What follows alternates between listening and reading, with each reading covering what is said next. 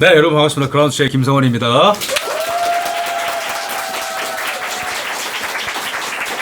네, 3강입니다. 분단으로 가는 길입니다.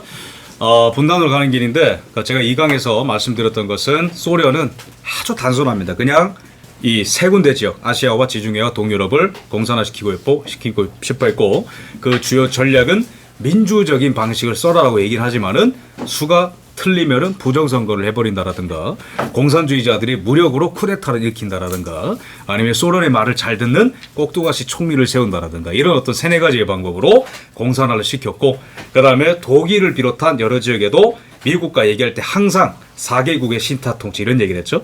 그 똑같은 관점과 전략이 한반도에 그냥 구사가 된 겁니다. 그래서 한반도를 신탁 통치한다는 거. 이건 다 새로운 게 아니고 미국과 소련이 원래 계속 하던 말이고 그 다음에 민주 또는 좌우합작이라는 말을 통해서 회윤을 하지만은 기본적으로 그 결론은 반드시 공산혁명이 성공하는 길로 설계를 하는 것이 소련의 대전략이었다. 그게 이제 2강의 중요한 내용이고 그 어떤 그 붉은 파도를 타고 공산주의 파도를 타고 이 박헌영이 서핑을 했고 그 여은형이 보조를 맞췄다 이렇게 볼 수 있겠습니다.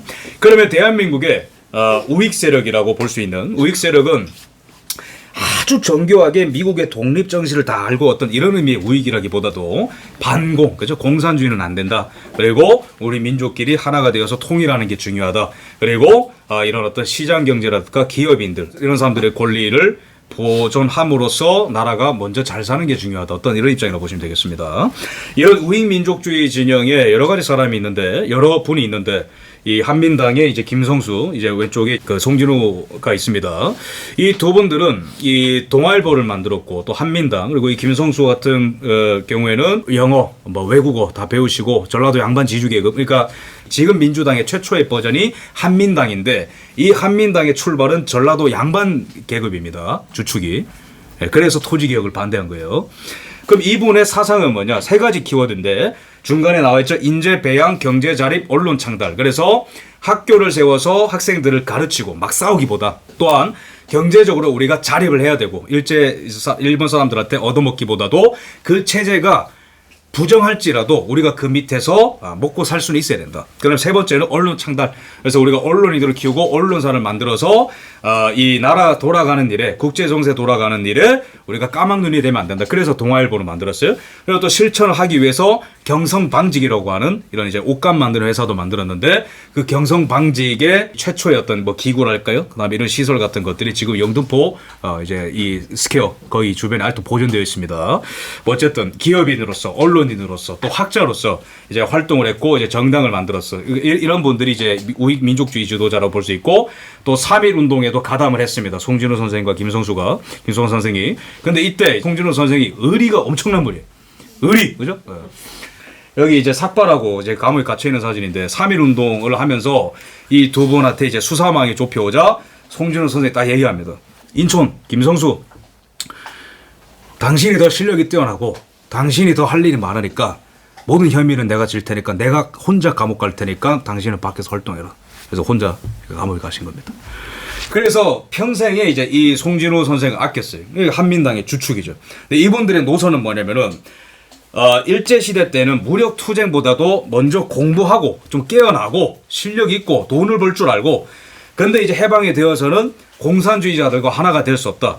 근데 이분들의 한계가 뭐냐면은 정치적인 상징성이 약한 거예요. 그럼 이거를 돌파하기 위해서는 어떤 스타가 필요하죠? 그 미신의 그 이제 우화 속에 둘러싸여 있는 전설로 내려오는 그 어떠한 분이 필요한 거예요.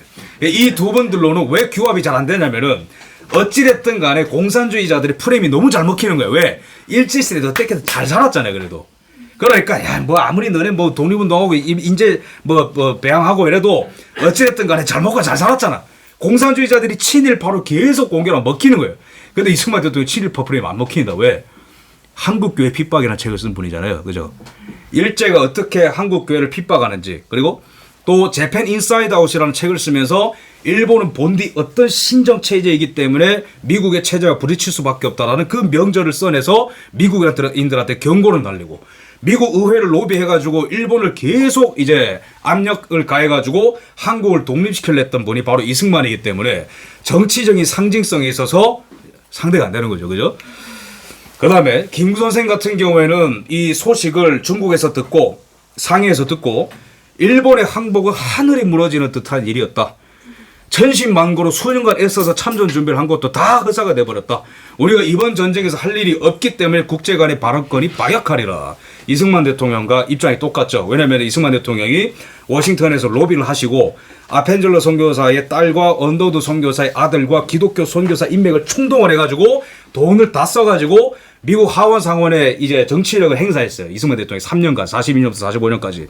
그러면서 겨우겨우 진전이 돼가지고 미국의 국무부와 OSS라고 CIA 전신을 설득해서 한미 연합 훈련 직전까지 갔는데 캘리포니아에서 실제로 훈련까지 했는데 참전까지는 실패했죠. 이런 상황 가운데에 이승만 대통령이 당시에 얘기했던 게 뭐냐면은 야 미국 사람들아 우리가 계속 임시정부를 꾸려왔다. 우리나라 망한 거 아니다. 김구한테 연락해봐라. 내 말이 진짜인지 가짜인지. 그래서 상임시정부가 또 이제 꾸리고 있었던 광복군에 또 인력을 총동원 해가지고 중국에서도 인력을 충당하자. 이래서 서로 긴밀하게 연락을 주고받던 사이였기 때문에 이 두 분의 입장이 똑같은 거예요. 근데 김구 선생 같은 경우에는 아쉽게도 38선을 베고 쓰러질지언정 한반도의 분단을 바라볼 수 없다 이러면서 유엔이 주도하는 한국의 단독정부 수립을 반대했던 인물이죠. 왜 그랬냐? 결국에는 성시백이라는 간첩한테 속아 넘어가서 김일성과 왜 회담을 하고 한국 정부의 수립을 반대했냐? 그걸 통해서 우리가 알 수 있는 거는 이분이 공산주의에 대해서 날카로운 어떤 식견이 없었다라는 뜻입니다. 이승만 대통령은 공산주의와 절대로 하나가 될 수 없다. 6가지 이유가 있는데 1922년에 태평양 잡지에서 쓴 글이죠. 그죠? 종교를 없애면 도덕이 타락한다. 지식인을 없애면 대중이 우매해진다.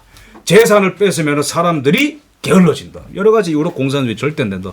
이미 20년 전에 이승만 대통령이 얘기했지만은 김구 선생은 임시정부를 계속해서 유지함으로써 한국의 어떤 상징, 한국인들이 절대로 독립을 포기하지 않았다라는 상징을 끝까지 유지하는 공로는 있을지 몰라도 그런 공로만으로 이런 엄청난 위기들을 타개할 수는 없는 노릇이죠. 현실적인 감각과 국제정세를 보는 해안과 국민들을 통합시킬 수 있는 어떤 연설의 능력과 이런 것들이 다 있어야 되는데 김구 선생은 이제 그런 어떤 이제 아쉬움을 갖고 있죠. 그래서 제가 김구 선생과 김규식에 대한 종합적인 평가는 이제 추후에 또 다른 강의에서 이제 할 거기 때문에 이렇게 좀 간단히 평론만 하겠습니다. 마찬가지로 김규식 또한 우리가 피 흘려 싸운 것이 고작 이런 대가밖에 없다니 이게 무슨 운명의 장난이란 말인가. 이분도 또한 언더우드 선교사에게 교육을 받았던 분이죠.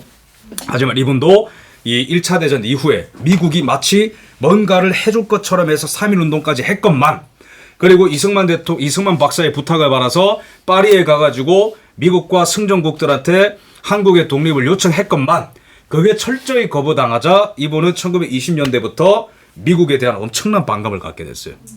그 다음에 이 소련의 이제 기대입니다. 그러면서 막 여러 가지 전당대회도 공산주의 정당대회도 갔다가 근데 또 이제 자유시 참변이라는 사태가 일어나가지고 소련군에 의해서 광복군들이 거의 전멸당한 일이 있었어요. 그죠? 그런 걸 보면서 소련도 못 믿는 거나 이러면서 평생의 이념적 갈등을 했던 분입니다. 그러다가 이제 기고를 하셨어요. 그러니까 이념적으로 정립이 안 되니까 젊은 날에 해방이 되고 건국을 할 때에도 처음에는 공산주의는 안 된다 하다가 결국에는 민족이 분단되는 것보다는 좌우합작과 공산주의자들과 편하게 이게 평화롭게 지내는 게 좋다 이러면서 한국 정부 수립을 반대하는 쪽으로 결론이 났던 것이죠. 요것도 그냥 뭐 설명 복잡하니까 넘어가겠습니다. 그냥 이 두 사람이 실제적으로 이 북한을 완전히 공산화시킨 어떤 이제 대장들입니다. 그래서 스티코프 중장과 레베데프 소장이 이제 북한을 전부 다 이제 공산화시키고 군사화시키고 기독교 지도자들 탄압하고 교회 재산 몰수하고 토지 몰수하고 정당들 전부 다 해산시켜버리고 이런 일들을 했죠. 그래서 미군은 점령군으로 왔고 소련은 점령군이 아니고 해방군으로 왔다는 것은 다 틀린 해석입니다. 그 다음에 이 북한 지역이 어떻게 이제 무신론화되고 이제 공산화되는가는 이 사람의 말을 통해서도 알 수 있죠. 박헌영과 똑같은 얘기를 하는 겁니다. 김일성이 레베데프 소장과 스티코프 중장이 꼭두각시를 세웠던 마치 동유럽을 공산화시킬 때 꼭두각시 총리를 세웠던 것과 똑같이 북한엔 김일성을 세웠죠. 그죠? 김일성을 세웠습니다. 그래서 이런 이제 사람들이 종교를 믿으면 계급의식이 마비된다. 혁명 의욕이 없어지게 된다. 이러면서 선동하는 이런 김일성이 또 이제 나서게 됐습니다. 그럼 북한에는 이런 남한의 이승만 대통령 같은 또는 한민당의 이런 이제 우익 민족주의 지도자들이 없었느냐? 있었습니다. 근데 왜 우리가 모르냐? 안 가르치기 때문입니다. 누가 있었냐? 조만식 선생이 계셨죠. 이분이 45년 8월 17일에 조선민주당이라는 걸 만들었어요. 왜냐면 소련이 하는 짓을 보니까 못 믿겠거든요. 빨리 정당 만들어야 된다. 소련에 대항하는 정치 세력이 필요하다 했는데 바로 해산입니다. 그리고 바로 이분한테 레베레프 소장이 다가와가지고 강요를 합니다. 이제 한 12월 달 되면 강요를 하기 시작하는데 이 한반도 전체를 이제 미국과 소련과 영국과 중국이 5년 동안 신탁 통치할 테니까 북한에서 가장 상징성이 있는 당신이 찬성을 해달라. 이북 지역에서 가장 유명하고 도덕적으로도 실력적으로도 가장 존경받던 분이 조만식 선생입니다. 그런데 조만식 선생이 단칼에 거절해요. 우리가 35년간 일제의 지배를 견뎠는데 어찌 다시 우리가 외세의 이 정치 외세의 통치에 굴복하리. 거절했는데 레베레프 소장이 권총을 꺼냅니다. 머리에 겨눕니다. 지금 찬성 안 하면 쏴 죽여버리겠다. 조만식 선생이 거기서 죄송합니다 이랬을까요? 아니 쏴라. 쏴라 그냥. 내가 여기서 죽을지언정 상징성 있는 내가 그런 어떤 타협판에 찬성을 할 수 없다. 그 뒤에 이제 소련이 조만식 선생을 실제로 죽일 수는 없으니까 호텔에다가 감금을 시켜버려요. 이 이후로 조만식 선생이 뭔가를 해줄 거라고 기대했던 대중들은 거의 정치 세력이 와해가 되고 그 다음에 북한에 있었던 이 목사님들이 또 정당을 몇 개 만드는데 그것도 다 해산이 되고 그 다음에 이제 북한의 이런 토지나 이런 것들이 무상몰수 이런 미명하에 일어나는데 이상하게 친일파라는 낙인을 찧어서 기독교 재산과 이런 분들의 재산을 다 뺏는 거예요. 친일파라는 이유로. 그래서 조만식 선생님의 최후는 어땠냐? 총살당해서 돌아가셨는데 그 이유는 바로 이분이 친일파라는 이유로 죽였습니다. 말도 안 됩니다. 이분이야말로 최초의 일제상품 반대 운동하던 분입니다. 지금 노제편 운동하죠. 이분은 이유가 달라요. 지금의 저급한 그런 게 아니고 이분은 우리가 만들 수 있고 우리가 살 수 있고 우리가 돈을 벌 수 있고 왜 이제 쟤네 걸 계속 사주냐. 우리 거를 먼저 좀 사줘라. 그래야 이제 민족의 이런 경제운동이 부흥한다. 그래서 그 정도로 일제의 반대운동을 강하게 했고 1910년에 이 나라가 대한제국이 망할 때 청년 시절이었는데 일본에서 유학하고 계셨어요. 일본에서 유학하는데 그 소식 듣고 일본 신사를 뒤집어 엎으려다가 아버지가 말려서 겨우 안 할 정도로 열렬한 민족주의자입니다. 친일파는 말도 안 되는 일이에요. 근데 이게 친이라는 게 얼마나 쉽게 사람을 단죄할 수 있는 이유가 되는 거예요. 그래서 북한은 요약을 하자면은 민주주의의 기본 요소가 뭡니까? 정당 정치입니다. 그죠? 그 중에 하나가 정당 정치 허락 안 되고요. 종교의 자유 허락 안 되고요. 주일이 노동일로 바뀌었습니다. 주일이 없어지고 노동일로 바꿨어요. 김일성이. 주일에 예배 드리지 말고 일을 하라는 거죠. 그죠? 그 다음에 종교 재산 몰수됩니다. 그래서 이 공화국의 자유민주주의의 근본 테두리라고 볼 수 있는 근본 요소랄 수 있는 종교의 자유, 소유의 자유, 언론의 자유, 결사의 자유, 정당 자유 다 없어졌어요. 언제부터? 한국전쟁 이후가 아니고 해방되고 바로. 이 거시적인 틀 안에서 한국의 이런 정치 분열을 이해해야 됩니다. 남한에서만 막 싸우고 이승만 대통령이 막 괴롭히고 다니는 게 아니고 전체적으로 봐야 된다는 거예요. 1945년에 해방이 되고 속속들이 10월달, 11월달에 해외에 있었던 실력자들이 귀국을 해요.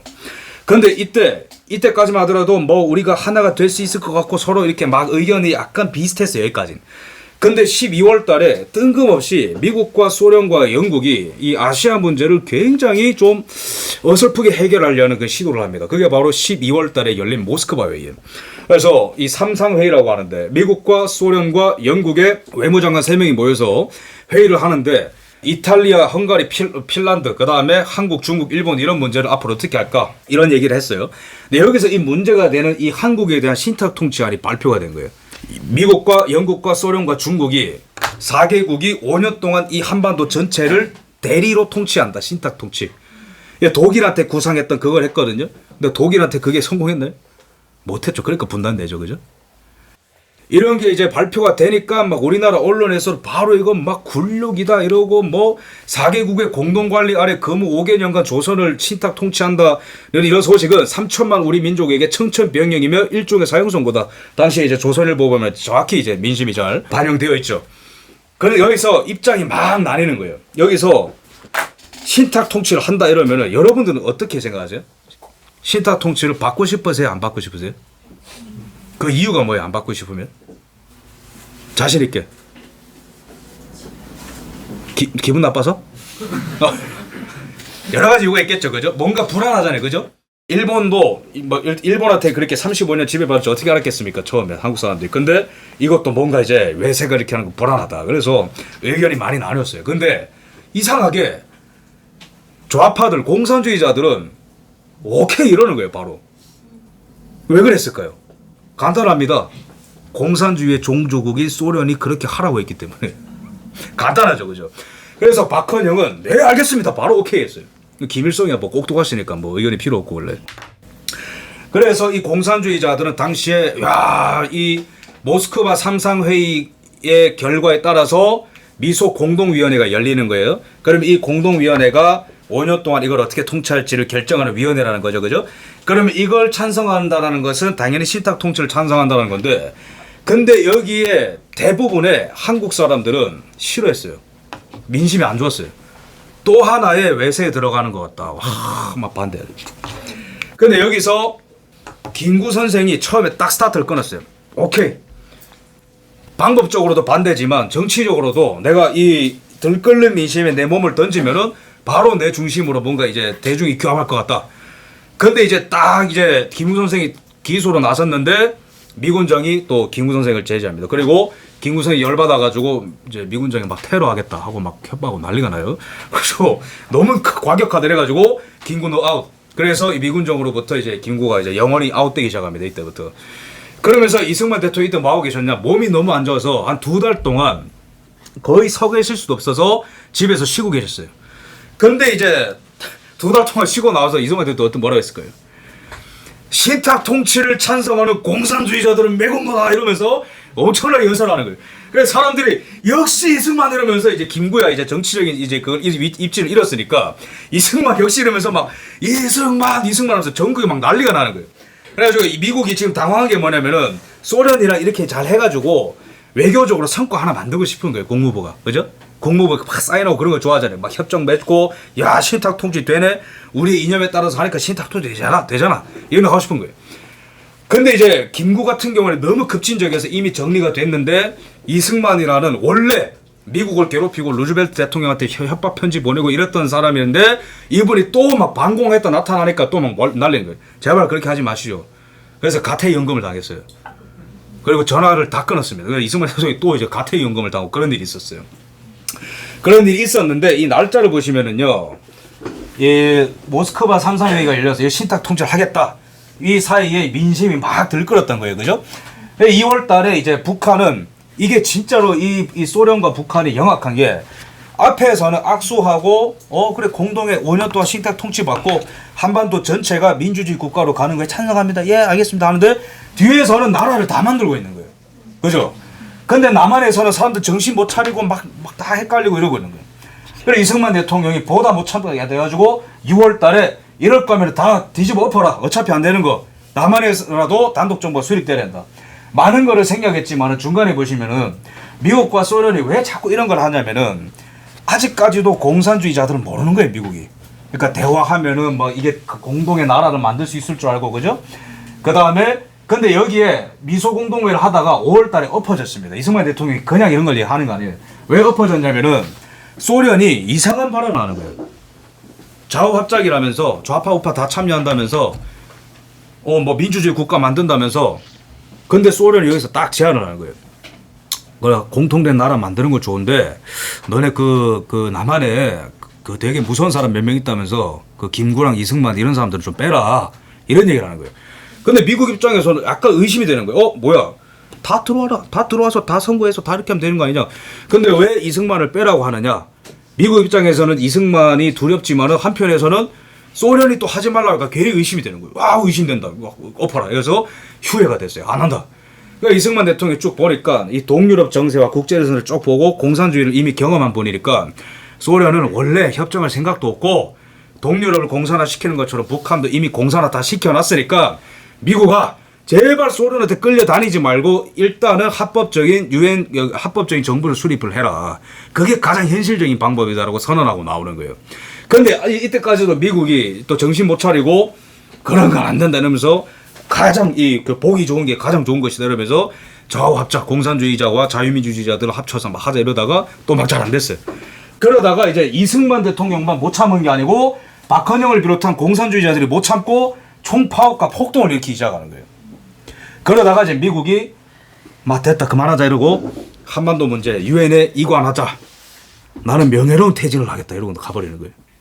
그래서 한반도에 합법 정부를 수립하고자 하는 미국의 의도는 자 우리는 운명 공동체니까 끝까지 갑시다. 제가 책임질게요. 이게 아니고 머리 아프다. 그만하고 저 투표하게 도와줄 테니까 거기까지만 하고 우리 나갑니다. 이건 거예요. 실제로 주한미군 다 나갑니다. 이때 뒤로. 그죠?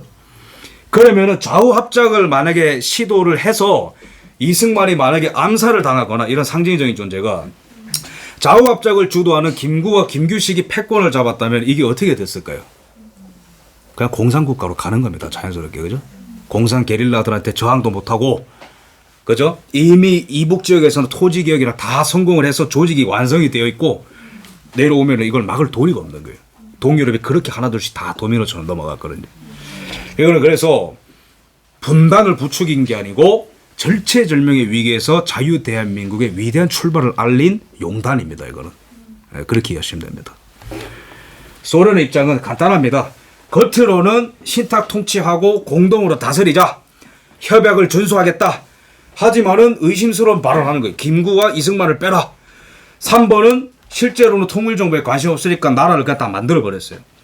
미국은 순진하게도 한국이 자생할 수 있는 그런 조치를 하나도 안 하고 계속 소련만 보는 거예요. 소련만 보는 거예요. 근데 소련은 미국만 보는 게 아니고 실제로는 할 수 있는 걸 다 해놓고 그러니까 지형이 불리한 거죠. 그죠? 그래서 원래는 하지 장군과 이승만 대통령이 박사가 사이가 좋았어요. 해방 이후에는. 왜? 그래도 유일한 거의 반공주의자고 상징성이 있고 이러니까 미국이 처음에 좋아했어요. 와, 이 사람 중심으로 해서 뭔가 좀 잘해보자. 근데 이승만 대통령이 막 반공이다. 막 공산주의자들은 매국노다. 뭐 신타 통치 반대다. 미국은 지금 한심한 소리 그만하고 정신 차려라. 막 계속 이러니까 당연히 사이가 나빠지죠. 그러니까 이렇게 쳐다보시는 겁니다. 이승만 대통령이. 대한민국 건국할 때인데 저 자식이 저거 약간 이런 표정으로 보시죠. 하지 장군 삐져있고. 근데 이게 하지 장군도 고생을 많이 한 게 이분은 외교관이나 행정가가 아니고 군인입니다. 1차 대전, 2차 대전 다 참전한 용사예요. 근데 이분이 이제 그 도쿄에서 날라와가지고 미군정의 사령관으로 부임이 됐는데 왜 이분이 스트레스를 또 많이 받았냐면은 국무부가 이런 지령을 예를 들어서 야 소련과 하나 돼. 그리고 그 강하게 나오는 김구와 그 저 이승만을 정리해. 근데 국방부에서는 안 된다. 너무 평화 모드로 가면은 공산주의자들이 뭔 짓을 할지 모른다. 그래서 국방부와 국무부의 이 그 명령의 혼선 속에서 머리가 너무 아픈 거예요. 근데 조금 진정되려 하면 막 이승만이 나타나가지고 막 선동하고 이러니까 스트레스를 너무 받는 거예요. 그래서 이제 이 사람이 이제 떠나기 전에 100만 달러를 줘도 다시는 안 한다 이거. 하지만 부딪혀보니까 이승만 박사만큼 대단한 사람이 없다. 떠나기 전에 야, 미안합니다. 이렇게 얘기한 거예요. 이승만 대통령은 한창 싸울 때 야 하지 너 그런 식으로 하다가는 별달기를 글렀다 이 자식아. 왜냐면 이승만 대통령은 미국이 너무 한심하고 순진하다 생각하는 거예요. 그래? 계속 끌려다니니까. 그 당신이 대통령 되는 건 절대 지지하지 않겠다. 이러면서 막 싸우고 난리가 나요. 그럼 이승만의 입장은 뭐냐. 미국아 정신 차리자. 소련의 본심은 확장이지 협력이 아니다. 정확하게 깨뚫어 보이는 거예요. 두 번째. 소련의 동유럽, 북한 지배 그리고 이탈리아, 이 당시에는 이탈리아, 프랑스도 공산당이 막 의석을 많이 차지하고 있을 정도. 일본도 그죠? 그나마 서구권 또는 일본 공산주의를 30년대 다 씨를 말렸거든요. 공산당이. 근데도 40년대 되면은 공산당이 막 발음을 해. 그러면 이런 여러 지역들은 공산화가 돼버려. 나라 전체가. 그래서 봐라. 소련의 본심 확장이지 절대 협력이 아니랄까 자꾸 이런 얘기를 하는 거예요. 그러면 소련과의 협정은 반드시 실패할 거거든. 그리고 자유 반공을 그 국시로 한 나라 건국을 도와라. 미국은. 그래서 미국은 계속 한국을 설득하는 거예요. 신탁 통치가 옛날에 그 일제 지배가 아니라니까요, 선생님들. 그리고 두 번째, 5년만 하고 정권 이양한다니까 제발 저희를 좀 믿어주십시오. 제발 그런 시위하지 마시고. 그리고 소련을 제발 좀 자극하지 말라. 왜냐면은 우리나라는 우리나라만 보잖아요. 근데 미국은 전체를 보는 거예요. 그러니까 한국에서 소련과 문제가 생기면은 다른 데서도 혹시 전쟁 날까봐 워워워워 하는 거예요. 분위기가. 무슨 말씀인지 아시겠죠, 그죠? 그래서 유럽, 라틴 아메리카, 아시아 전역에서 소련과 그나마 전쟁이 안 나고 왜냐면 2차 대전 이제 끝났는데 3차 대전 할 수 없잖아요. 그러니까 되도록이면 좀 말을 잘 듣고 좀 그런 지도자가 있으면 좋겠는데 한국의 문제는 너무 급진적인 좌파들이 한쪽에 있고, 그죠? 하나가 될 수 없어. 그래서 너무 우측에는 이승만, 김구 같은 막 이렇게 절대 말은 통제가 안 되는 사람도 있어요. 그래서 중간에 있는 그나마 유순하고 말 잘 듣는 사람들이 눕고, 이게 찾아보니까 김규식 딱 결론이 나는 거예요. 김규식이다. 그래서 미국이 김규식을 많이 회유했어요. 이승만은 너무 급진적이고 김구는 막 테러한다 그러고 공산주의자들은 너무 우리랑 이념이 안 맞으니까 김규식 당신밖에 없습니다. 다 회유를 했어요. 요거는 이제 북한의 그 김일성을 이제 그 거의 뭐 수령급으로 이제 세우는 건데 자료화면 다 있습니다. 북조선 임시인민위원회는 우리의 정부다. 이 한자로 돼 있죠.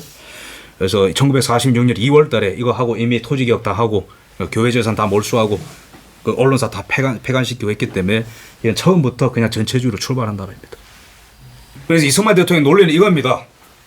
6월 달에 이 반공 또는 정읍 발언을 통해서 단독 정부 세율을 얘기했지만은 계속 꾸준하게 왜 공산주의로 하면 안 되는지 계속 얘기했어요. 파괴자와 건설자가 어떻게 합동하면 애국자와 매국자가 어떻게 한계를 갈 수 있을까? 이거는 신탁 통치를 찬성하는 공산주의자를 비판하는 거예요. 우리가 국권을 회복한 후에는 이 분자들에게도 친일 분자와 같은 대우아래 우리 민족이 재판 마당에서 우리가 이 사람들이 물을 말이 있을 것이다. 그러니까 일단 나라를 만들고 난 다음에 공산주의자들 너네 한번 두고 보자 이거예요. 당신들이 뭔 선택을 했냐. 경고를 내리는 거죠. 친일파와 동등한 이제 이 비판을 받아야 된다. 그러면 이승만 대통령이 정읍에서 이제 우리는 무기 휴회된 공의가 재개될 기색도 보이지 않으며, 그러니까 미국과 소련이 계속 협력한다는데 뭐 되는 게 없다라는 거. 그 다음에 통일 정부를 고대 하나. 이승만 대통령이 가장 원대한 비전은 무조건 통일 정부예요. 무조건 남북이 하나가 돼야 돼. 처음부터 그걸 바랬고 통일 정부, 자유민주주의 그걸 바랬으나 그게 베스트이나 소련은 그렇게 할 의도도 없고 북한은 이미 공산화가 됐고 미국은 아직도 정신 못 차리고 있기 때문에 우리라도 정신을 차려서 단독 정부 수립을 해야 이게 세력 균형이 맞고 그래야 전체가 공산화가 안 된다는 주장을 하는 거예요. 그래서 이 다음 주차에서 더 정확하게 김구와 김규식의 행적과 이 박헌영이 주도하는 제주 4.3과 이런 걸 어떻게 볼 것이냐를 상세히 다룰 테지만은 전체적으로 이분들의 3년간의 입장은 이런 식으로 정리가 됩니다. 김구 선생 같은 경우는 신탁 통치 반대하는 것까지 좋았어요. 근데 이분이 너무 이념적으로 순진하고 그냥 우리가 민족이 하나 되는 것이 하나요. 이게 제일 중요한 분이다 보니까 대한민국 정부 수립 찬성을 처음에 했어요. 했는데 그 다음에 반대를 했어요. 근데 이 사이에는 김일성한테 이제 이 회유 당한, 그게 이제 중간에 링크가 있습니다. 김규식 선생 같은 경우도 신탁 통치 반대 여기까지 좋아요. 근데 그 뒤에 이제 좌우합작을 주도하면서 우익 세력을 배제하려고 하고 공산주의자들을 끌어들이려고 하고 이런 시도를 위험천만한 시도를 하고 최후에는 김구와 함께 김일성한테 속아가지고 대한민국 정부 수립을 반대했죠. 그러니까 김구와 김규식의 한계는 뭐냐면은 국제정세를 잃을 눈이 없습니다. 첫 번째. 이승만처럼 동유럽을 꿰뚫어보고 미국의 국제질서를 꿰뚫어보고 그런 게 없어요. 그죠? 두 번째는 이분들이 정확한 미국의 공화주의 정신을 잘 모릅니다.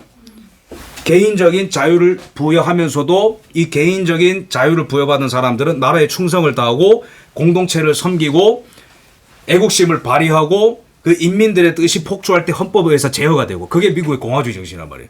근데 이분들은 그런 정교한 정신과 이념이 없는 분들입니다. 죄송합니다만은. 그러니까 이념이 필요하니까 행동이 필요하고 결국에는 시세를 못 읽고 정부 수립 반대까지 가버리시는 거죠. 여운현 선생이 아까 이제 기회주의적인 어떤 선택을 하면서 공산주의도 했다가 일제 보역했다가 나중에는 또 공산주의자들과 하나가 되고 또 뭐 좌우합작도 하고 그러니까 뭐 기준이 없어요 이분은. 그러다가 이제 그 암살을 당하시죠. 47년에. 그 다음에 김일성, 박헌영 같은 경우는 그냥 뭐 공산주의자다 깔끔하죠. 그냥 공산주의자들입니다. 이 사람들은. 그래서 처음부터 국가를 위해서 거시적인 안목을 위해서 어떤 기준을 갖고 투쟁하고 이런 게 아니라 그냥 소련이 하라면 다 시키는 거 다 했던 사람들 간단하게. 다섯 번째, 이승만 대통령은 신탁 통치 반대, 외세에 다시 들어갈 수 없다. 그리고 좌우합작은 처음에는 찬성을 했습니다만 왜냐하면 단독 정부 수립이 그러니까 한반도 전체를 아우르는 정부 수립이 제일 중요하니까. 좌우합작 찬성했으나 소련과 미국이 계속 엇박자가 나온 걸 보면서 단념을 하셨고 이후에는 단독 정부 수립으로 결론을 내셨다. 이렇게 보시면 되겠습니다. 네, 그래서 이승만 대통령의 이 비전은 이겁니다. 나는 50년 전에 여러분이 나라 따라 하나로 뭉쳐주기를 역설했습니다.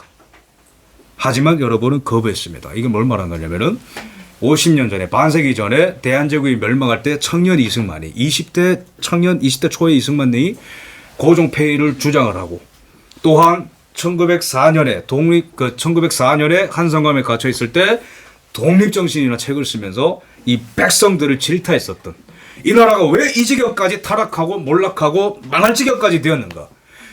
그것은 첫째는 왕의 잘못이고, 두 번째는 몰락한 양반들의 잘못이고, 세 번째는 타락한 백성들 때문이다. 어찌하여 이 나라가 네 나라 내 나라 라고 서로 구분하고 네 탓이니 내 탓이니 싸우기만 하고 있냐. 어떻게 이 나라가 망해가고 있는데 백성들이 하나로 뭉쳐서 싸울 생각도 안 하고 그냥 이 운명에 순응하고 있느냐. 이 백성이 계몽되고 깨어나지 않는 한 이 나라는 절대로 노예의 굴레에서 헤어나지 못할 것이다. 독립정신에서 한 말이에요. 그 결과로 우리가 어떻게 됐냐. 35년 동안 일제 지배를 받았다. 하지만 이제 다시 나는 여러분에게 호소합니다. 하나로 뭉쳐줄 것을. 그러면 내가 여러분을 이끌어 한국을 위대한 자유의 나라를 만들 것을 약속합니다. 위기라는 거예요. 소련과 미국의 대결, 남한 내의 자익 우익과의 대결. 여러 갈래로 막 나라가 또 찢어지고 있어. 대한제국이 멸망했던 거랑 똑같죠, 그죠? 청나라냐, 러시아냐, 뭐 일본이냐, 뭐 왕이냐, 뭐 공화주의냐. 그러다가 아무도 누구도 실제적인 행동도 한번 하지 못하고 나라가 그냥 뭐 망해버렸어요. 다시 그 노예의 길로 들어갈 거냐, 이런 얘기를 하는 거예요. 지금 뭐냐? 다 정리하고 내 중심으로 다 뭉쳐라. 자유의 나라로 만들어주겠다. 네, 오늘 3강을 마무리하겠습니다. 다음 주에는 이제 본격적인 이 무력 투쟁이 막 일어나기 시작합니다. 한국. 여기까지 이념과 정신의 어떤 대립이었다면은 1946년 6월 달부터 이제 대구 폭동이 일어나게 됩니다. 공산주의자들이 일으킨 거고요. 그 다음에 48년 4월에 되면은 제주 4.3, 그러니까 대한민국 단독 정부 수립을 반대하기 위한 어떤 운동이고, 건국이 된 뒤에 2개월 뒤인 10월 달에 여순 반란 사건, 이거는 그냥 게릴라 활동 정도가 아니라 14년대 대한민국 국군이 국가 정부의 반란을 일으킨 사건입니다. 그러니까 이러한 사건 배후에 누가 있었느냐? 바로 박헌영이 있었다. 그러니까 만약에 이때 국가보안법이 제정되지 않고 이승만의 이런 반공 정책이 없었다면 나라가 어떻게 됐겠는가? 위험천만한 어떤 이 일련의 얘기를 다룰 것이고, 그 다음에 이 미국과 이승만의 이 협조를 하면서도 이 대립하는 했던 관계, 이런 거를 좀 말씀드리는 시간을 좀 갖도록 하겠습니다. 다음 주에는. 그리고 오늘은 이 3강을 좀 마무리하자면은, 이 분단으로 가는 길이라고 말씀드렸죠. 분단으로 가는 길은 첫 번째 국제정세라는 대전제로 봐야 되는데, 소련은 처음부터 목적이 확장이었지 협력이 아니었다. 간단하죠? 미국은 이 사이에서 협력이 가능하다고 믿었기 때문에 여러 가지 협정이 나오는 것이고 신타 통치안이 나왔던 것이죠.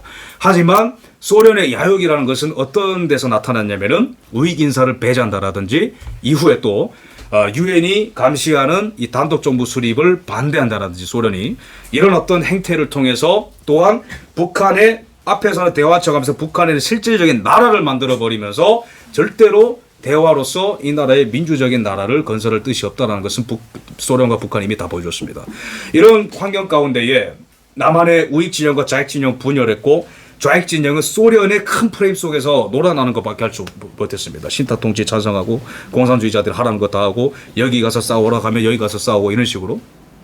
이런 와중에 이 이승만이라는 정치적 상징성이 있는 자유의 아이콘, 독립의 아이콘이 나타나서 신타 통치 반대 운동을 기점으로 해서 국민들을 규합하기 시작했고, 미국이 계속해서 이 소련에게 끌려다니고 있을 때에도 이승만 대통령은 홀로 단독으로 단독 정부 수립을 주장을 했고, 이 나라의 나아갈 방향성은 민주주의가 아니고 자유인의 공화국이다라고 선언함으로써 이 나라의 위대한 출발을, 그 포문을 열기 시작했습니다.